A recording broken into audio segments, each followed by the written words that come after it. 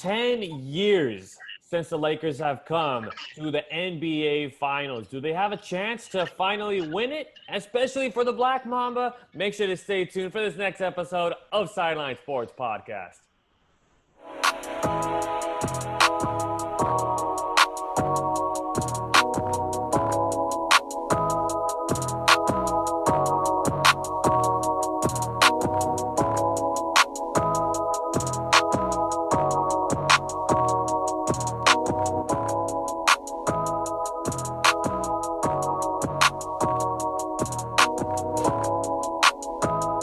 Welcome to Sideline Sports Podcast. If you're not on the sideline, it's not Sideline Sports Podcast. Number 50, that's right. Episode 50 of Sideline Sports Podcast is finally here, guys. Thank you so much to everybody who has tuned into this one and has been staying loyal to the podcast. I am the host, Alex Naveja of Sideline Sports Podcast. And if you're not on the sideline, it's not Sideline Sports Podcast, the source of all your SoCal sports news. Apologies to everybody that I left you guys hanging last week. No episode, had to get comfortable with the new job. But you know what? We've got a great guest. She's got a wealth of knowledge about the Lakers. She is from the LA Daily News and the Orange County Register herself, Mirjam Swanson herself. Mirjam, it is just a pleasure to have you on the podcast. How you doing? I'm doing well. Thank you for having me. It's an honor to be on the 50th edition of this. That's pretty cool. Yeah, I actually wanted to keep it a little bit of a surprise with you, Mirjam. I just wanted to see your live reaction instead of, just telling you and then missing the whole reaction. But we're all excited to have you, and you know what, let's go straight into the action. The Lakers defeating the Denver Nuggets. They were going into this series red hot, and they were the team that was the oddball out when they played against the Clippers. So then when they played against the Lakers, it was just a complete different story. But as far as that series, what were your thoughts on the Lakers' performance there against the Nuggets? My thoughts were that it helps to have LeBron James on your team, because that guy knows winning time. And when they needed to just kind of put their foot down and slam the door on a really dangerous Denver team who you can't let hang around, LeBron went to work and just closed it out. He said he was going to, and he did. And few people in the world have that capability at that level. But I think as a whole, also I was impressed throughout the series with Coach Vogel and his staff, and sort of his willingness to be flexible with his roster. And Dwight Howard went from not playing at all in the Houston series to starting and playing big minutes and really disrupting Nikola Jokic, who obviously makes Denver go. So that was pretty cool. And just the roster itself, that the Lakers are that kind of flexible, and that they can run out, they can be small, they can go big, they can do so many different things, is really a testament to how they've been put together. It was definitely a much different series than when playing against the Houston Rockets. I mean, the Rockets were just, they were going to go for the three ball. So you had to make that emphasis on, hey, let's stop the shots behind the perimeter. Now, playing against the Denver Nuggets, that's just a complete different ball game. Like, where do you stop them? I mean, how do you stop Jamal Murray? How do you stop Jokic? And you know what? And you saw Michael Porter Jr. even jumping in too. And that guy was a train, and Grant was also a big player for the the Nuggets as well. So it was such a tough series, but it really looked like in some games the Lakers were losing the grip in the lead when it came to going into those fourth quarters. I mean, you think back at that game 3, Lakers could not hang on and even keep up with the Nuggets at that point. But your thoughts on that? Did you ever feel like the Lakers were going to lose grip of, falling behind? Well, the Nuggets have proven that they'll do that to you. I mean, you can ask the Utah Jazz, you can ask the Clippers, you can ask the Lakers. I mean, they're just a team that just never goes away, and they are – nobody really expected them to go. I mean, they are the 3rd seed in the West, but they don't have didn't have the superstar names. But Jamal Murray can ball, obviously. I'd take him right alongside Damian Lillard, maybe. That guy can make shots from anywhere. and Jokic is such a special, crazy, weird, awesome player that that presents all kinds of problems. So but mostly just their spirit and their just unwillingness to die. They're like the cockroach team, and so it when that happened to the Lakers wasn't surprising at all, and I think they expected it too. So the fact that they were going up against an opponent like that, and they were able to put him away as quickly as they actually did, I think is a good sign for LA. Absolutely. I mean, I think the Lakers still had a lot of confidence. Look at the teams that they had to play against. The Trailblazers, who was a team that a lot of people were saying, hey, they're going to get the Lakers. They're going to get the Lakers. This is going to be that matchup of the Blazers. Just because they're that 8 seed doesn't mean you can't underestimate them. Lakers did some pretty quick work on them. Took care of the Rockets as well. Everyone said, hey, the Rockets are going to outshoot the Lakers. The Lakers can't shoot a 3-ball to save their life. But then they ended up coming in and, doing and hitting the Rockets where it hurts, and then their weak points, attacking them in the paint. The Lakers here, it just looked like they put a combination of the Trailblazers series and the Rockets series. And really, this time they played as a team. And now one player that I wanted to really ask you about, who was actually that player that puts the whole entire package together, Rajon Rondo. I love the way this guy plays. What were your thoughts on him really being an impact player in this series? Well, it's so interesting. Like he said, there's no such thing as a playoff Rondo, but the numbers tell a different story, right? But he is obviously, he's such a pro, and he's such a competitor. And he's so comfortable in like the really big moments, and he has this like clear vision of what needs happening. And it seems like he can't make a mistake in these playoffs. Like every decision he makes seems like it's the right decision. And so if you're the Lakers and LeBron has to rest sometimes, it's what a wonderful thing it is to be able to call Rondo off the bench and for him to facilitate. I mean, having watched the Clippers, this playoffs, like they could have really used a guy like that to sort of take some of the pressure off Kawhi and really, set things up and get things going, but also hit the big shot when you need him. So, yeah, Rondo's just been exemplary for the Lakers. All right, let's see if I can put you on the spot a little bit. I know you're talking about LeBron, but who do you think was the player that really, really helped out the Lakers and really carried that team to really fight them through this really hot and resurgent Nuggets team? Obviously, Alex Caruso. No, well, yes, because he's Alex Caruso, and everybody loves Alex Caruso, right? But no, AD had a huge series. He had so many games that he was just fantastic. And then of course they don't win Game 2 without his buzzer beater, just one of a few in the playoffs in Lakers history. So that was pretty a really cool welcome to LA. You're really a Laker now kind of thing. AD was LeBron closed the deal for sure in that fourth quarter of Game 5. What was that, Game 5? And then, but AD for the duration of the series was just awesome, and that's why he's here, and that's why LeBron wanted him here, and he's doing work and pretty good for a guy who doesn't have all that much playoff experience. Right. I mean, he got to play a game or two, very little with the Pelicans, now being with the Lakers. I really like that decision with LeBron, him dishing it out to AD. I mean, LeBron, he could have went in, tried to drive it in, or even take the three himself. But the fact that he dished it out to AD and allowing his name to be even bigger than normal, and to now, if the Lakers win the championship this year, everyone's going to say, AD, game-winning shot. That was the memory right there. That was it for AD in his Laker career right there. But I do have to ask, were you scared about when he took that shot? I believe it was on Millsap, and he landed awkwardly on his right ankle. Were you scared at that moment? I'm scared isn't the right term. But, whenever a player kind of goes down, you are concerned for him, and you don't want to see anybody hurt ever. I mean, these guys are human beings and they work very hard, and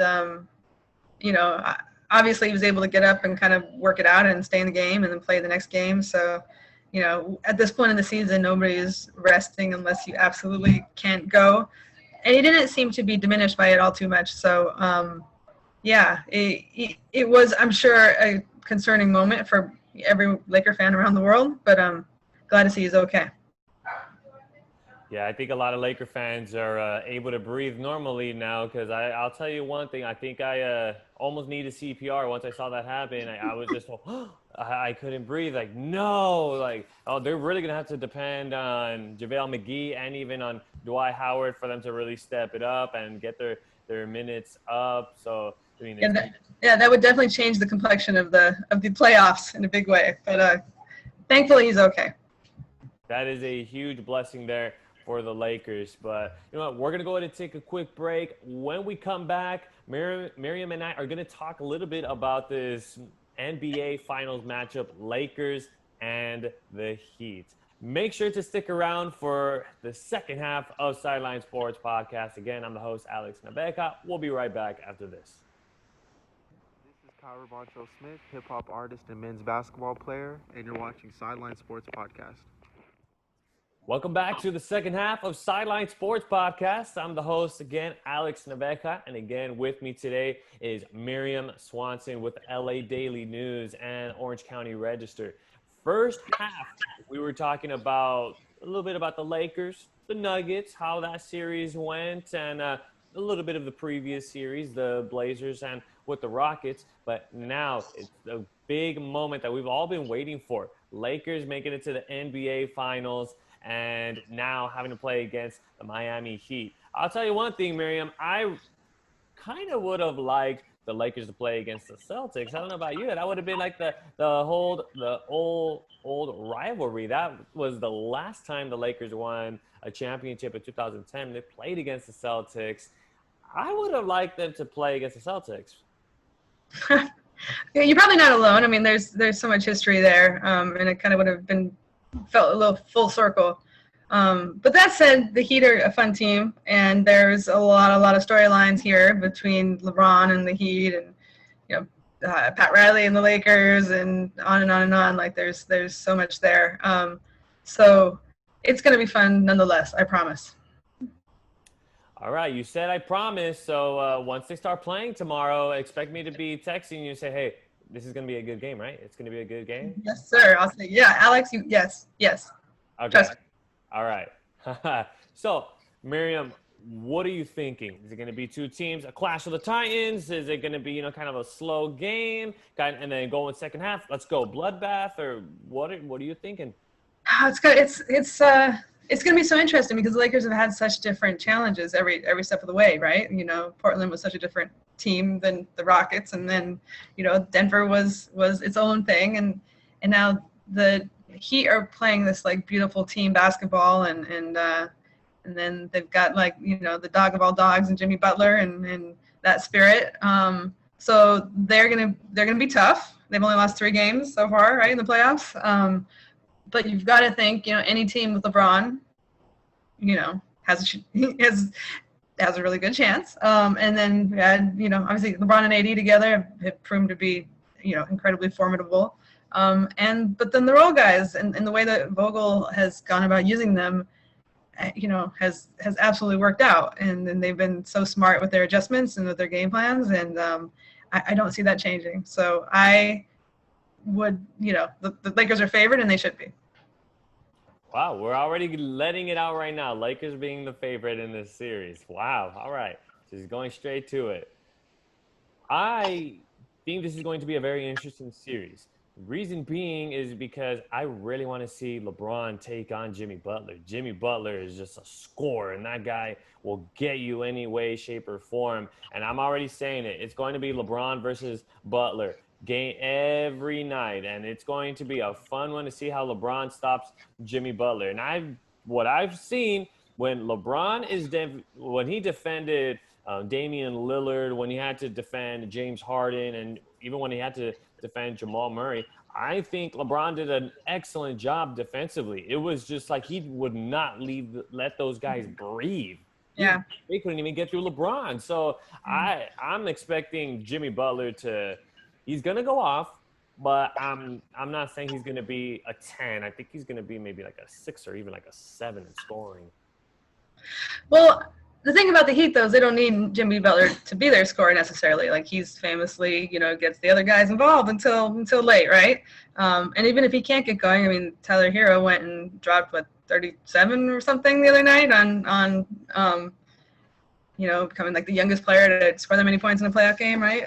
So, that guy can fill it up. They better be sticking close to Duncan Robinson because that guy can bomb from anywhere. Bam had a huge game the other night to advance. So he's, obviously now he's got to face up against AD, and he's got some stout inside the paint defenders to deal with in AD, but also in Dwight and JaVale. So it might be different, but he's proved that he's really, really good. So they've got some weapons besides Jimmy. So we'll see. It's gonna be tough to get around the Lakers, tools. But I don't know. I think they definitely are more than Jimmy.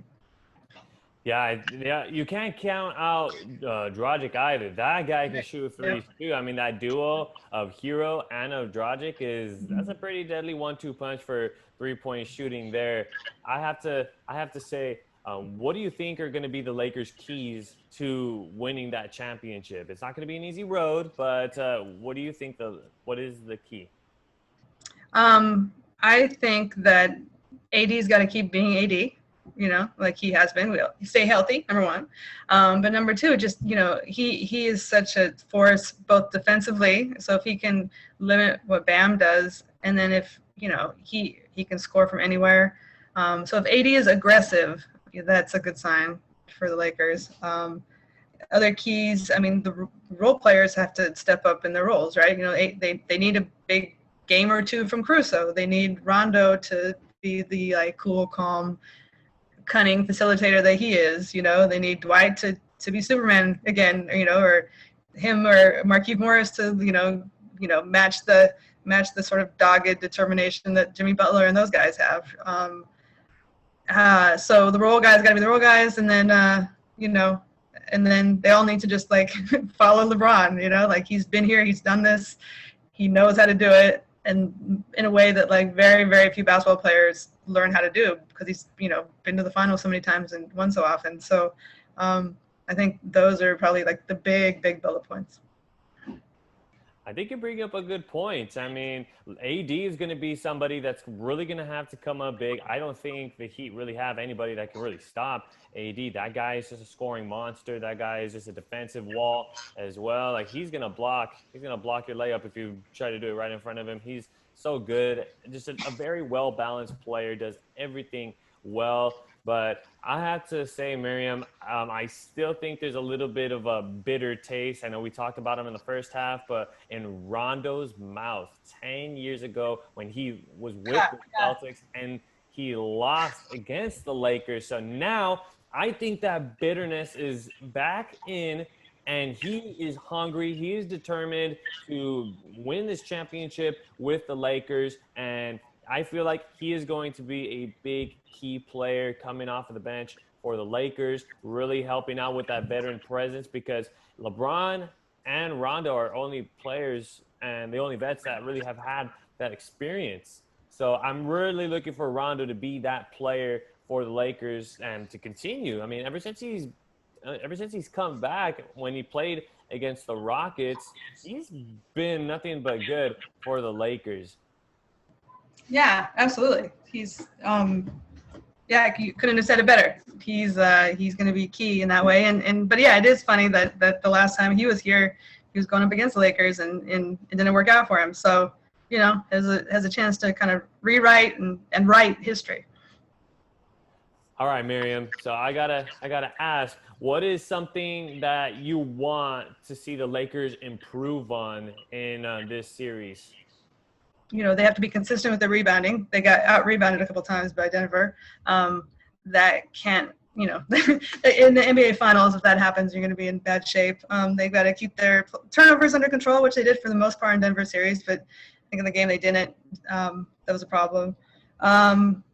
What else? They've been playing so well. I guess also, they did, let Denver back in quite a few times, and part of that is Denver. That's what Denver does. They show up late and then come and get you. But that's also just like a bad habit. So if they can maintain leads as much as possible, which is hard in the NBA, but a necessity in the NBA Finals. So those would be like three things that come to mind. So I definitely have to say Lakers have to play a better fourth quarter and have to close down the games, and not just gently close the door, but they have to just slam the door on the Miami Heat. I mean, like you were saying, yeah, Nuggets are Nuggets. They're going to, play excellent fourth quarters and try to make comebacks. But if you're the Lakers, you can't allow that to happen, because this is it. You have 4 more to your road to the championship, and there can't be any mistakes here in this one. You've worked so hard to make it this far, and it's been a very tough road for the Lakers, and it's been a very tough year for the Lakers as well. So no room for errors, and the Heat is a team that will definitely take advantage of your errors. They will get points off of turnovers. Their 3-point shooting will be phenomenal, and this is a team that you can't mess around anymore. This is it. You got to play flawless basketball here with the Heat. Yeah, I agree. Or close to it. They're all human, but yeah, it's this. Every step of the playoffs. Every possession gets more valuable and more important, and now they're here. So yeah, it's gonna be fun. I promise.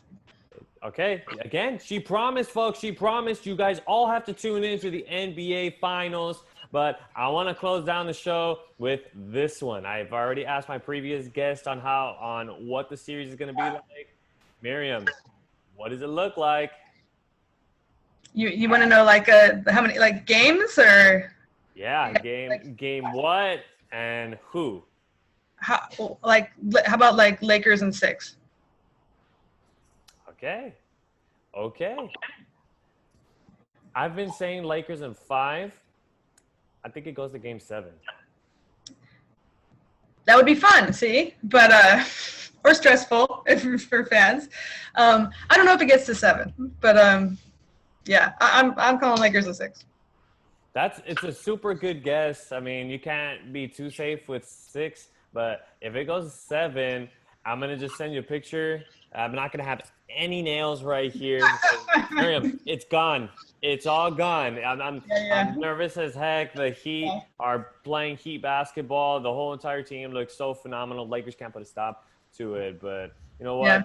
Tomorrow is the big night. Lakers, Heat, game 1 of the NBA Finals. Make sure to catch that one. I believe it's going to be on ABC. So make sure to tune in to that one, whether you're a Lakers, Heat, or just an NBA or even a basketball fan.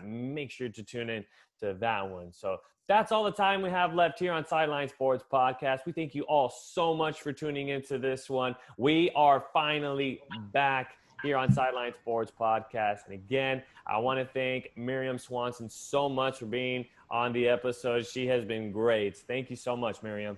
Dude, thanks for having me. And yeah, I hope those fingernails last. I'll just keep them on.